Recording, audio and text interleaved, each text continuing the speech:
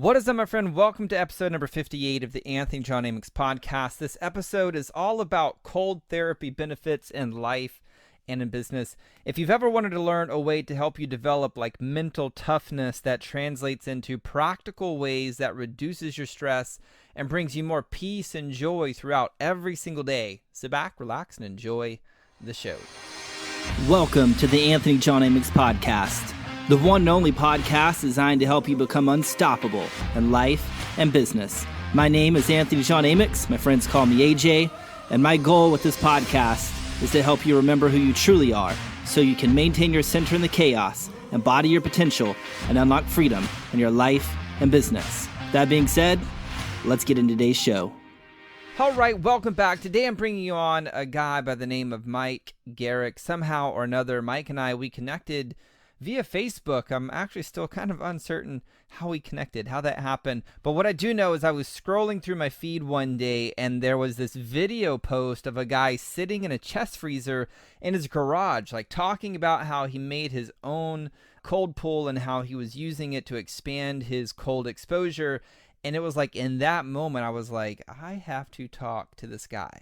So I reached out to him, sent him a direct message. We had a conversation. And by the end of that conversation, I knew he'd be a great guy to have here on the podcast. Now, if you've never heard about Mike before, I'm telling you, you're missing out. He's a great guy. He's been a firefighter for the past 18 years. He's still active and he loves like serving his community up in Utah in emergency situations. But one of the things that really brings him a lot of happiness is helping people avoid crises in the first place. Like he enjoys using his high energy and passion and love for personal development and nutrition and fitness to help change people's minds. And he believes it's the mind that ultimately creates the body. So we dive deep into all things cold therapy and mindset related topics during this episode.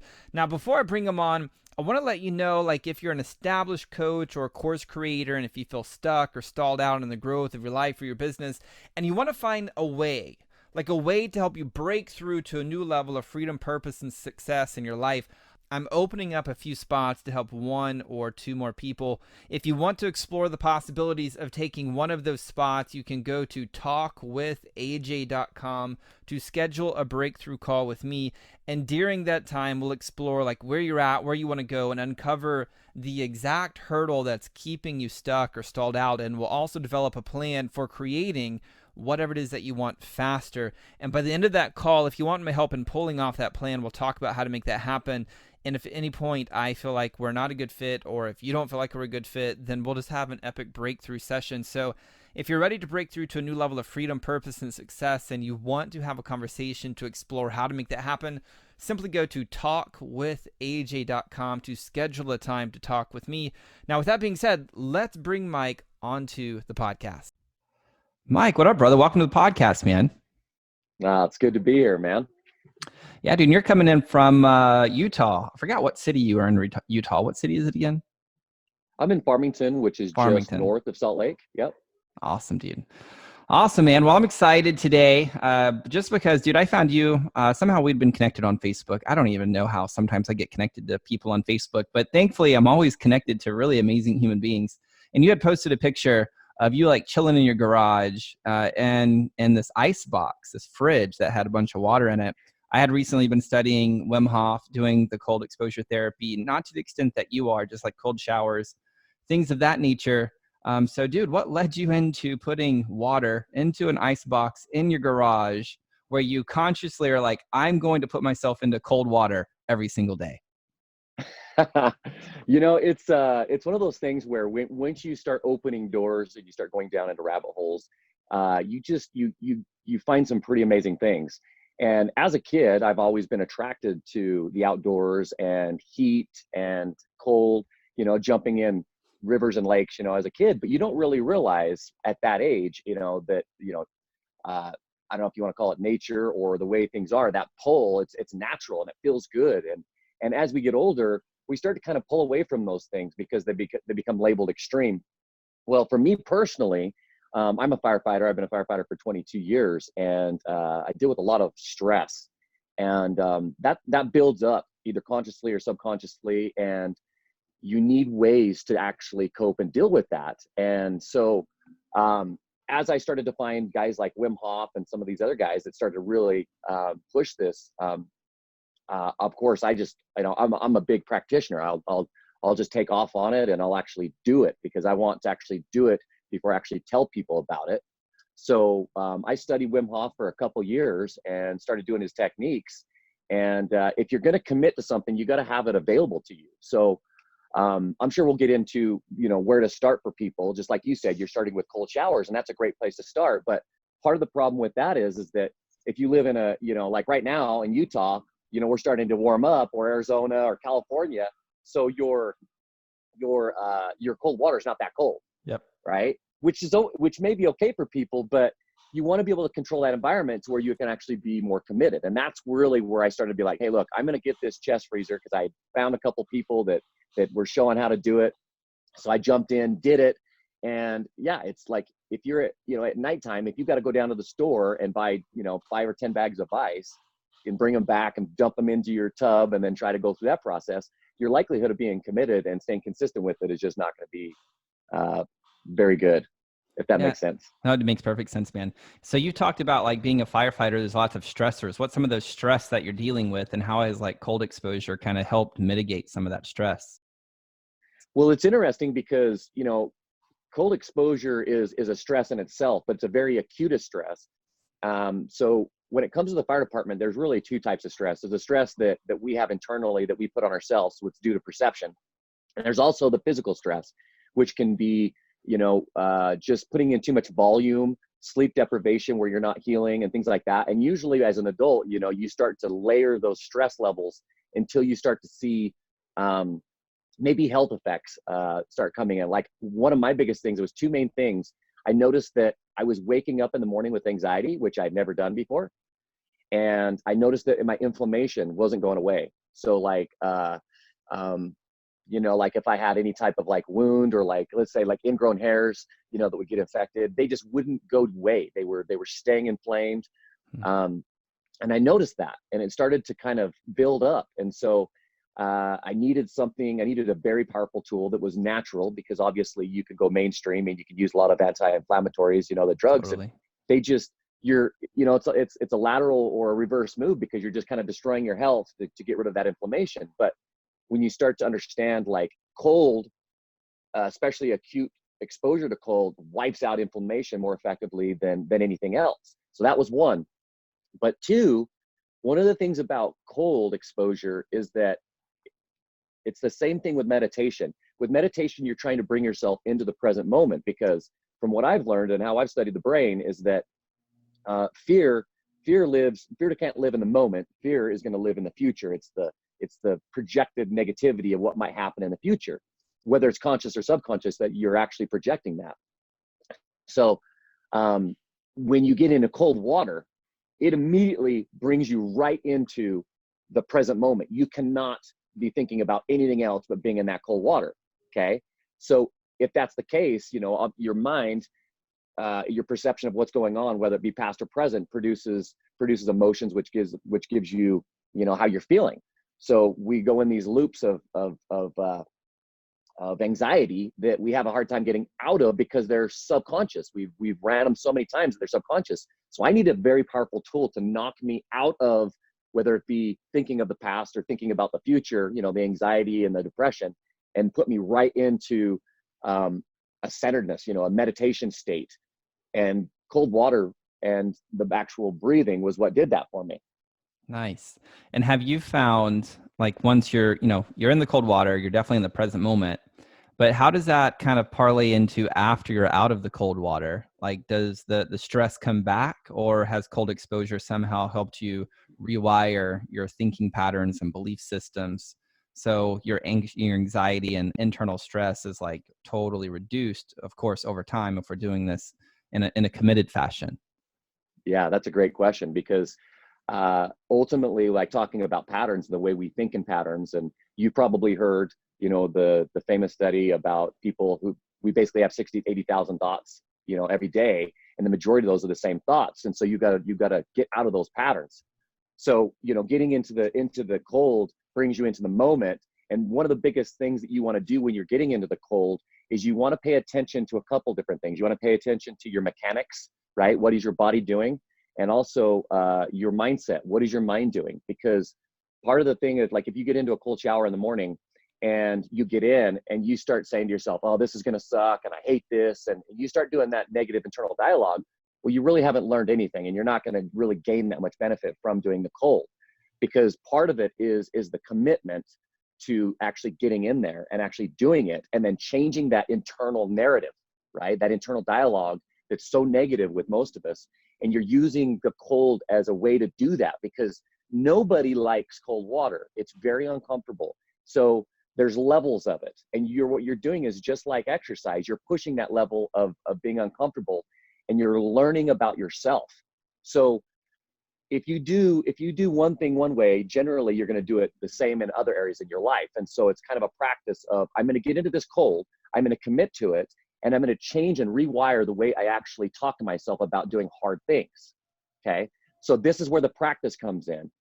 But it's interesting because that's the long-term effects of it. The short-term effects are how it affects your body physically.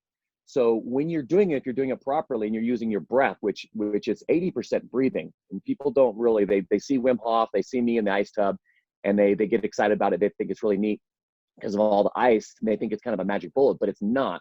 It's, you have to learn to incorporate the breathing on top of it, because you're using the breathing to control the aspect of how you're responding to it, if that makes sense, right? Yeah, it makes perfect sense. Either way, your body is going to react to that cold, and it's going to kick out adrenaline. It's going to kick out different hormones, and it's kick out stuff that's for anti-inflammation. It's going to help you physically, right? But that's a process, just like working out. One time's not really going to do it, but if you do it, over the period of, days and weeks and months, it just starts to stack up as a foundation. Does that make sense? I hope I answered the question. Yeah, dude, it makes perfect sense to me. And I think the distinction to anchor here is there's a difference between doing these types of things from a place of force rather than from a place of power. Because I think lots of people think, like you said, it's cool, they're going to do it, and hoorah, they're going to like force themselves in the cold shower, or force themselves into the cold water. And it's just like force. And probably a lot of those people are forcing their way through results or whatever was going on. But if we can tap in and learn how to breathe and like really go into this from a place of power, this is what's going to translate into powerful results in life. So let me give you an example. When I first started doing like cold showers, it was probably like 4 years ago or something. One of my coaches, Jeremy Eugene Wilson at the time, was like, dude, you need to do cold showers, 3 minutes minimum, just hit the timer and go. And I did that for a whole season. I think it was like a 30-day thing, or maybe it was a 2-week thing. I don't remember. But I remember just like doing it for the sake of doing it. I remember turning on the cold water and I was like, screw you, cold water. Come on. You want some of it? Like, it was like I was battling with the cold water. And, so I went through that process. And of course, it was beneficial for just me being comfortable and discomfort, right? But then Wim taught me a thing, which he was like, you should never force yourself into the cold. Like, align with the breath, get grounded. And then as the cold water is like hitting you, just take that deep breath in. And it's like, be with it. And so I started doing that. And I was like, this is a very different way of experiencing this. One from like fighting life. And then the other one, just like being in the pocket and just surrendering to it. And the correlation from there into life was vastly different. Because one was like almost training you to be more gritty.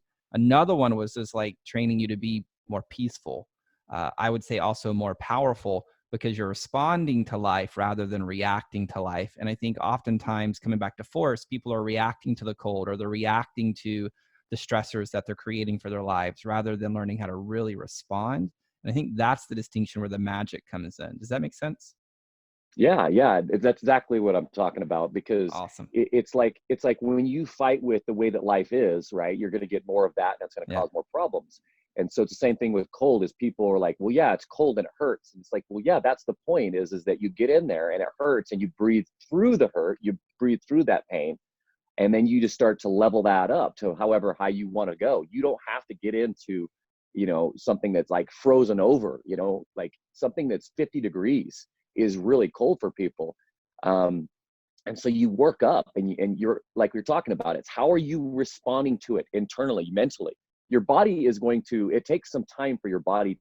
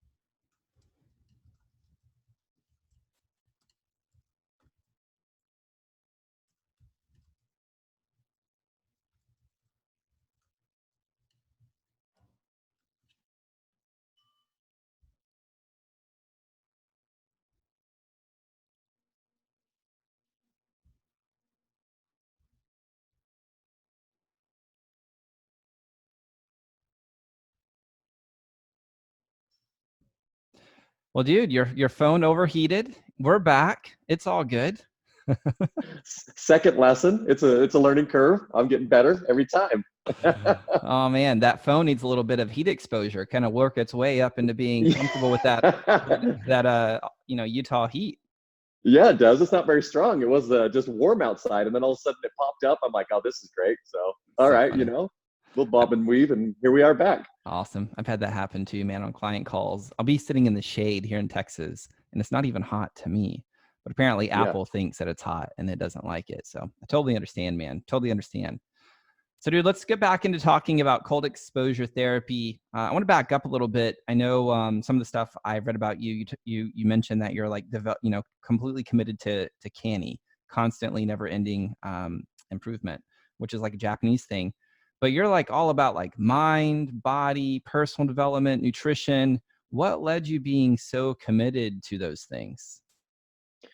Yeah, that's a good question because I mean, I think it goes really far back to my family life. I come from a divorced family, and my dad, he's kind of the polar opposite of me. He smokes and drinks and really doesn't care about his health very much. But my mom, on the other hand, she started at a young age, probably I'd say like, late teen. She started to incorporate the health into my life, and I really liked what I was experiencing. I mean, she was, feeding us good food, and that led me into getting into nutrition. And so I really took off with nutrition. I was really big into nature and getting outdoors and things like that. And I always loved adventure. I think it started off with nutrition, and then as I got older, me and my brother really got into exercise, specifically working out in the gym. And this was a way to deal with another. Here we come back to tools, which is what we're talking about: tools, coping tools, and tools to deal with and adapt with whatever it is that's going on. So as you're going through junior high and high school, and you're dealing with a ton of stress, and you're trying to learn how to figure that out, and you're trying to gain self-confidence. And me and my brother got into working out, which really helped, which then also amplified the nutrition portion of it. So I got into that, probably for my, I was 20s and even early 30s. And then I started to realize that a huge part of all this is the psychological component of it. It's the way that the mind works. And I was really going through some rough times when I'd gotten married, and I was going through some really rough times. And I ended up hiring a mental toughness coach he was a therapist, and then he actually left therapy and went into coaching because he knew that, just kind of like a lot of our systems, they're broken or incomplete. And so he went into coaching, which is more of like focusing on what you want and not really focusing on the past, which obviously both of them can be very beneficial. But he felt that coaching, or learning about the way the mind works and focusing on what you do want, was much quicker. And so I had read a few books about it, but once I hired this guy, he blew my mind and blew some doors wide open, because he opened up some things for me that I had no idea that were even possible. And from there, it just, I can't get enough. I mean, I everything that I do, all of my entertainment on a day-to-day basis revolves around those three subjects. Well, with the exception of a fourth one, which is mental toughness, psychology, nutrition, the best possible nutrition that we can get. And obviously this is science that keeps changing, right? And moving the body, exercising, moving the body, being more effective with that, on a health basis, but also adventure, adding adventure in there. And so everything that I do revolves around all of those things. Awesome, man. What were some of those doors that guy helped you open up? Oh, man, I was at a point where I would get so triggered by certain things that I had no control over. So let's say you take, what people can understand is, like, say, road rage. You're on the road and somebody cuts you off or something happens, and it just triggers you, and you see red.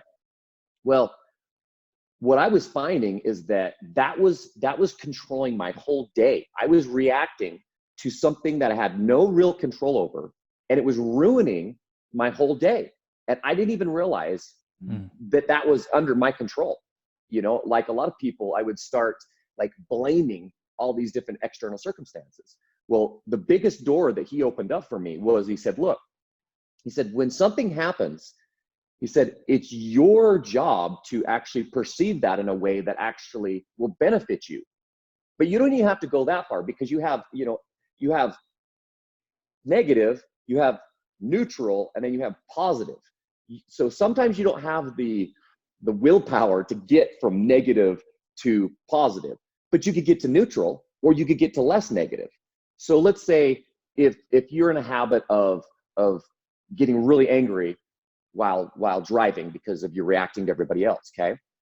It might take you a whole day to change your state. Well, the practice is to understand and to catch yourself when you're doing that, and to choose something differently, that internal dialogue that we're talking about, okay? That's going to move you from negative to less negative. And hopefully you can get to neutral, and then eventually you're going to be able to go from negative, seeing red, processing it, catching yourself, like we said, understanding how you're reacting to things, and then using breath work, using whatever tools at your disposal, you can go into this other state. And one day turns into half a day, turns into 1 hour, turns into like instantaneously, right? Yeah. That's it, man. And when that light bulb went on, it was a game changer. And still at the fire department, I work with over 100 people, and I've got a reputation for being extremely positive. And people think like I'm that way all the time. I'm like, no, man, it's just a choice. Like, things happen all the time. I get pissed off just like everybody else, right? It's just, why stay there? It's not going to do you any good. It's just people that are around you are going to kind of just like, they don't want to, nobody wants to be around somebody who's always mad. Yeah. Right. Awesome, man. Now, one of the things I think you believe, and maybe I'm wrong, is like the mind creates the body. Would you agree with that? I think it's a two-way street. Okay. So not only does the mind create the body, but the body creates the mind. And so it's this dynamic of communication back and forth. And so this is part of what's really cool about what we're talking about cold exposure. So if you learn about the mind, you learn that you can do something that's called catch, own, and replace, like we're talking about. You catch these thoughts, you understand that you're the one that's creating them, and then you replace them with something else, okay? But there's gonna be times in your life where you can't get out of that mental space. It's too powerful, okay? So another way you can do it, it's almost like a back door, is you can use your own physiology to affect your mind, okay? So this is where the cold exposure, this is where the breathing, this is where the walks in nature, the exercise, the yoga, all the things that people can use to influence their mind. Because then once you got to understand something, is that the way that the mind works, as soon as your heart rate gets to a certain point, it'll shut your prefrontal cortex off, which is your thinking mind, and you go into reactionary mode, okay? They talk about most of the people that are in prison, they're in a situation and they reacted and they did something that put them there, right?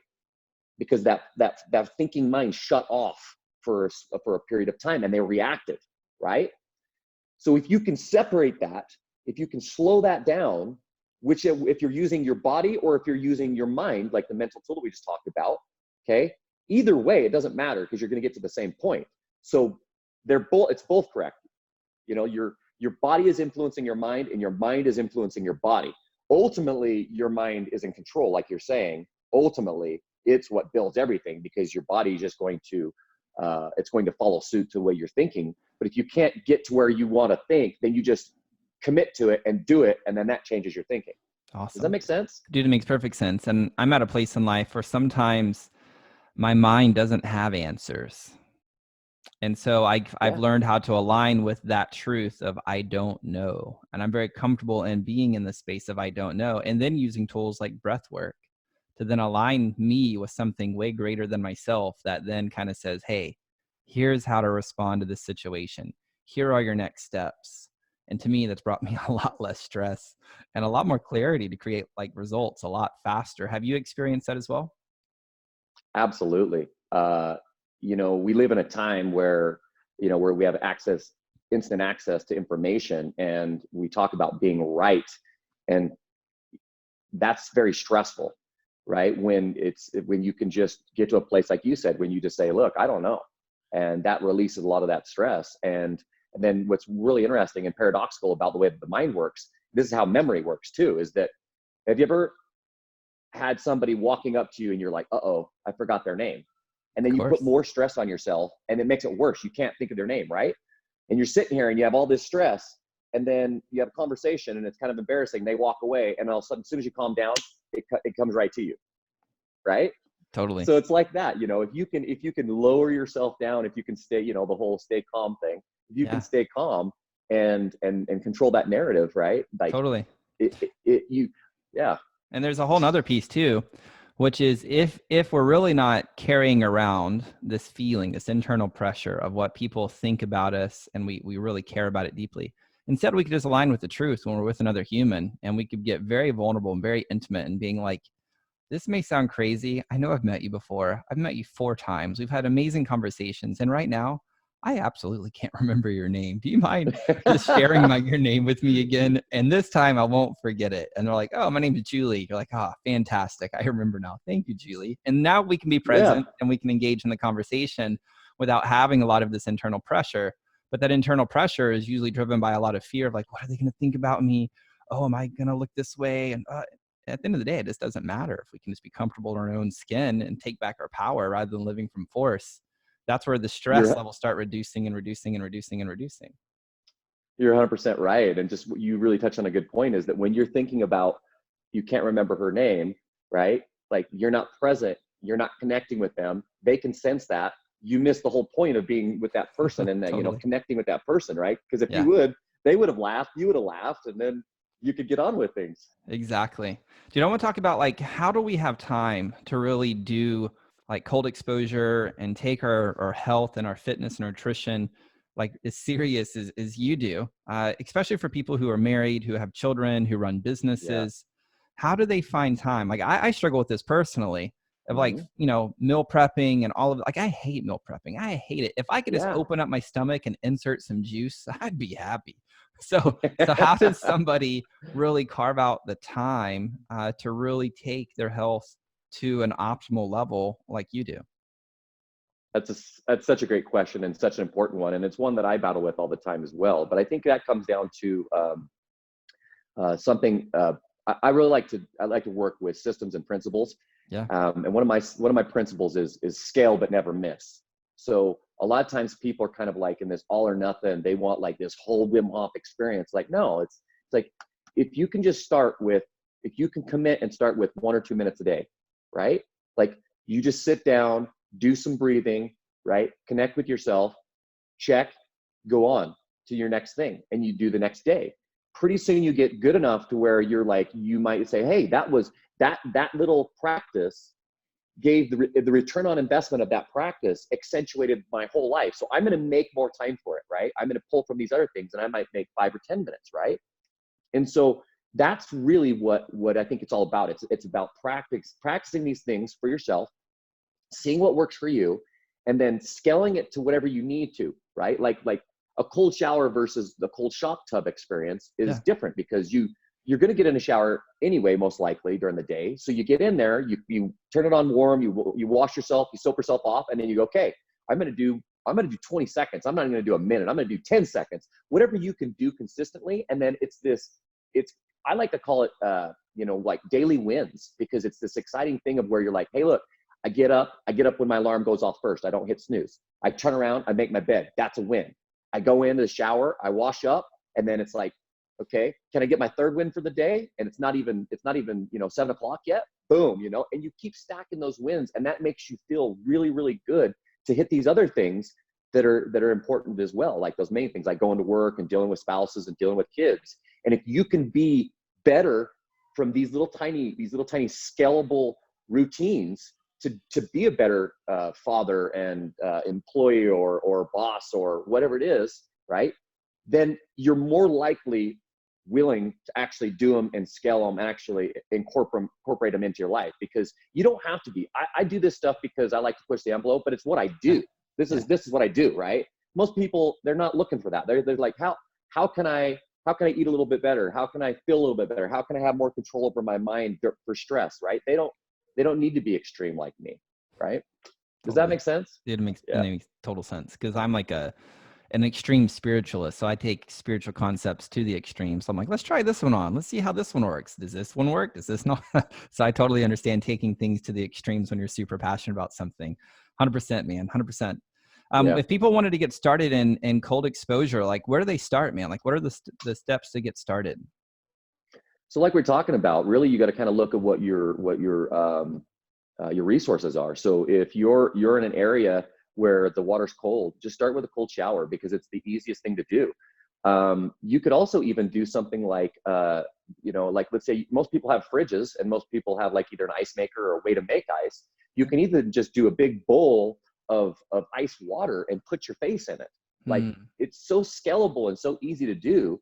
So I would recommend showers. I would recommend something like that. If you are out in nature, use streams and lakes and, bodies of water to your advantage. And then, start working up to something that's more, long-term, like the tubs, if you want to buy a tub and then, you can buy ice if you want to do it every now and then, like once a week, whatever. But then you move into, if you really want to actually buy a freezer and convert it into, a cold shock tub, right? So, that we come back to the scale but never miss. It's really easy for some people to actually try this stuff and then they can go up from there, because you'll know right away.